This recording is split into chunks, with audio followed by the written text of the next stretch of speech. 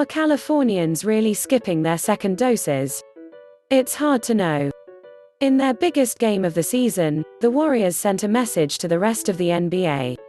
Don't worry about us. The Warriors might be feisty and have one of the best players in the history of the NBA at the peak of his powers, but their performance against the Dallas Mavericks Tuesday spoke volumes about the team's sloppiness, inexperience, and lack of depth. Even if this squad were to advance out of the NBA's play-in tournament in May, they would likely not be long for the real playoffs. And make no mistake about it, after Tuesday's blowout loss to Dallas, the Warriors will be in the play-in tournament. I don't think it's smart to bet against the duo of Steph Curry and Draymond Green, but it'd be even more ridiculous to believe in a team that needs Andrew Wiggins, Kelly Oubre, and Jordan Poole to play big roles in big moments.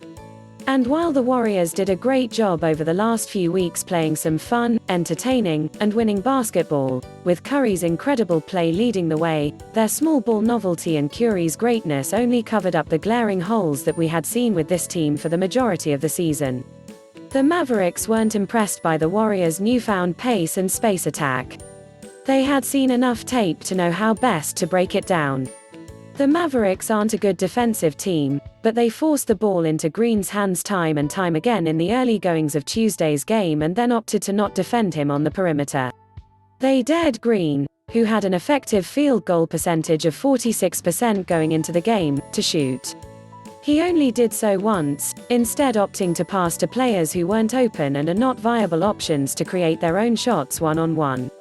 It was a predictable and futile offensive attack, and that, punctuated with weak defensive efforts and a steady stream of turnovers, birthed an impressive egg. Tuesday night was prime time for the Warriors, but Curry's teammates were not primetime players Tuesday.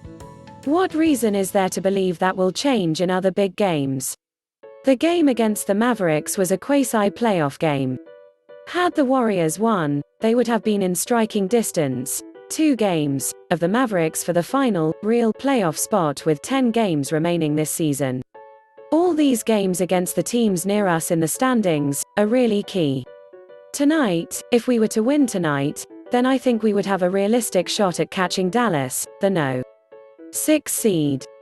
It makes it a big game, Warriors coach Steve Kerr said before the game. And that's what made Golden State's dud of a performance so baffling.